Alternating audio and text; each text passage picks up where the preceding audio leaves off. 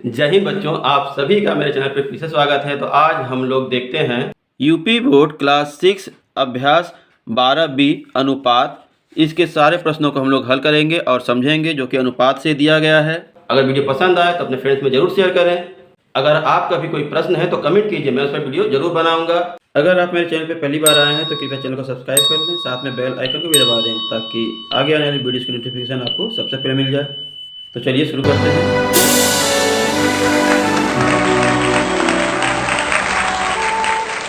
तो यहाँ देखिए, पहला प्रश्न है, आकृति को देखकर अनुपात लिखिए। यहाँ पे देखिए कुछ आकृतियाँ दी गई हैं और यहाँ पे प्रश्न दिए गए हैं।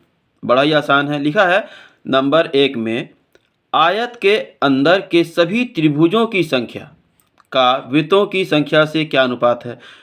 तो हम लोग देखेंगे कि इसमें त्रिभुज कितने हैं। तो त्रिभुज 1 2 3 है और वृत्तों की संख्या कितनी है, 1 2। तो लिखेंगे 3:2। क्या लिखेंगे, 3:2। ठीक है। फिर देखिए अगला लिखा है ख में, आयत के अंदर के सभी वर्गों की संख्या का सभी आकृतियों से। तो वर्ग कितने पहले वो देखेंगे, 1 2। तो हम लोग लिख लेंगे 2। फिर अनुपात सभी आकृतियों से। सभी आकृति मतलब 1 2 3 4 5 6 7। टोटल कितने हैं, 7 है। तो 7 2:7 आ जाएगा। ठीक है। अब हम देखते हैं ग नंबर। लिखा है आयत के अंदर के सभी वृत्तों का सभी आकृतियों से। तो वृत्त कितने हैं, 2 है। तो फिर लिख लेंगे 2 और सभी आकृतियों से तो 1 2 3 4 5 6 7। तो यहाँ पे लिखेंगे 7। तो ये हमारा तीसरे का भी आंसर हो जाएगा। अब हम देखते हैं प्रश्न नंबर 2, सरलतम रूप में अनुपात ज्ञात कीजिए। तो इसका अनुपात ज्ञात करना है, वो भी सरलतम रूप में। तो इन सभी प्रश्नों को हमने कागज़ पे उतार लिया है और उसको हल करते हैं। यहाँ देखिए पहला प्रश्न दिया है 2 का 4 से। तो डायरेक्ट लिखेंगे 2/4। अब दोनों कट रहा है तो 2 कटेगा एक बार में, 2 1 कम 2 और ये 2 से कटेगा, 2 दूनी 4। तो आया 1/2। तो हमारा अनुपात हो जाएगा 1:2। ये हमारा आंसर। ठीक है। इसी तरह लिखा है 15 का 3 से। तो हम लोग लिख लेंगे 15/3। 3 से कट रहा, 3 एकम 3 और ये कट रहा 3 5 15। तो आया 5/1। तो हमारा अनुपात हो जाएगा 5:1 या 5:1। ये हमारा आंसर। फिर देखिए लिखा है 3.5 का 105 से। तो हम लोग लिख लेंगे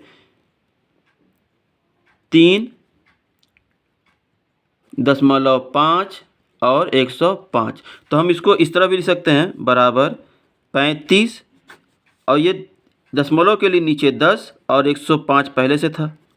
अब इन दोनों काटेंगे तो 5 से कट रहा है ये 7 बार में, 5 7 35 और ये कट रहा 5 से, 5 दूनी 10 5 एकम 5। ठीक है। फिर 7 से दोनों कट रहा है, 7 एकम 7 और 7 तिया 21। तो हमारा आ गया ऊपर 1 और नीचे आ गया 10 तिया 30। तो हमारा अनुपात हो जाएगा 1:30। ठीक है। अब दिया है यहाँ देखिए 50 पैसे और 3 रुपये में। तो हम इसको लिख सकते हैं पहले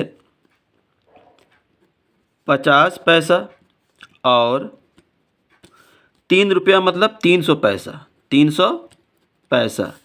तो हम लोग कर लेंगे 50/300। काटेंगे तो ये 0 और ये 0 ख़त्म। अब 5 से ये एक बार में, 5 एकम 5 और ये 6 बार में, 5 6 30। 1/6। तो हमारा आंसर आ जाएगा 1:6। ये आंसर। ठीक है। फिर यहाँ देखिए 5वां प्रश्न है, मीटर का 6 सेंटीमीटर से। तो हम लोग मीटर को भी सेंटीमीटर बदलेंगे। तो हम लोग जानते हैं कि 1 मीटर बराबर 100 सेंटीमीटर। तो यहाँ पे लिख लेंगे 2 गुणे 100। अभी हो जाएगा सेंटीमीटर बराबर 200 सेंटीमीटर का 6 सेमी से। तो लिखेंगे 200/6। अब 6 से दोनों काटेंगे तो नहीं कटेगा, 2 से दोनों कट रहा है तो 2 तिया 6 और 2 को ये काटेंगे तो 100 बार में, तो आ जाएगा 100/3 मतलब 100:3। ये हमारा आंसर हो जाएगा। ठीक है, आगे देखिए अब लिखा है 2 घंटे का 30 मिनट में। तो हम लोग जानते हैं कि 1 घंटे में 60 मिनट होता है, तो यहाँ लिख सकते हैं 2 × 60, ये हो जाएगा अब मिनट। ठीक है, तो कितना हो गया 120 मिनट का 30 मिनट से, तो लिख लेंगे 120/30। ये इससे कट गया 0 0। अब 3 से 3 एकम 3, ये 3 चौके 12, तो आ गया 4/1। हम लिख सकते हैं 4:1। ये हमारा आंसर। ठीक है, अब देखिए प्रश्न नंबर 3 में हम लोग पढ़ेंगे निम्नांकित अनुपातों को सरलतम रूप में लिखिए। तो जैसे हम लोगों ने ऊपर किया है सेम वही क्वेश्चन है, खाली इसमें थोड़ा सा घुमा दिया है। ठीक है, तो देख लेते हैं कागज पे उतार कर। तो यहाँ देखिए पहला दिया है 2:16, तो हम लोग पहले इसको 2/16 में लिख लेंगे और काटेगा तो काटेंगे तो 2 से कट रहा है, 2 एकम 2, 2 8 16, तो हमारा आंसर आएगा 1/8 और इसको लिखेंगे 1:8। ये हमारा आंसर। ठीक है, इस तरह काट के लिख सकते हैं, आप चाहें तो डायरेक्ट लिख सकते हैं। 18 5 90 हो रहा है, तो 18 एकम 18 एक बार में और 18 5 90 5 बार में, तो ये हमारा आंसर हो जाएगा। इस तरह भी कर सकते हैं। ठीक है, इसी तरह यहाँ देखिए इसी तरह कर सकते हैं 11 का एक बार में या 11 बार में, या फिर बटा में लिख लेंगे पहले 121। ये कटा एक बार में और ये 11 एकम 11, फिर इसमें साथ हो गया 11 एकम 11, तो 1/11 अर्थात 1:11। ठीक है, आप डायरेक्ट लिख सकते हैं या फिर काट के लिख सकते हैं। इसी तरह इसको भी कर लेंगे, या तो 13 एकम 13, 13 तिया 39, नहीं तो फिर 13 और 39 को बटा में पहले लिखेंगे, फिर इसको काटेंगे 13 एकम 13 और 13 तिया 39, 1/3, तो हमारा आ जाएगा 1:3। ये हमारा आंसर।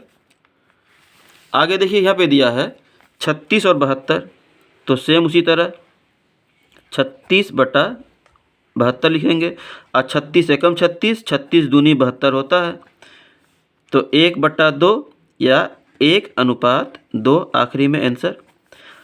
अब यहाँ पे देखिए 5 किलोग्राम और 650 ग्राम, तो ये दोनों अलग अलग इकाई है, तो दोनों को एक ही इकाई में बदलेंगे पहले, तो इसको हम ग्राम में बदल लेते हैं। तो हम जानते हैं कि 1 किलोग्राम का होता है 1000 ग्राम, तो 5 किलो का हो जाएगा 1000 से गुणा, तो ये हो जाएगा ग्राम, तो मतलब हो गया 5000 ग्राम। तो अब हो जाएगा 5000 ग्राम बटा 650 ग्राम।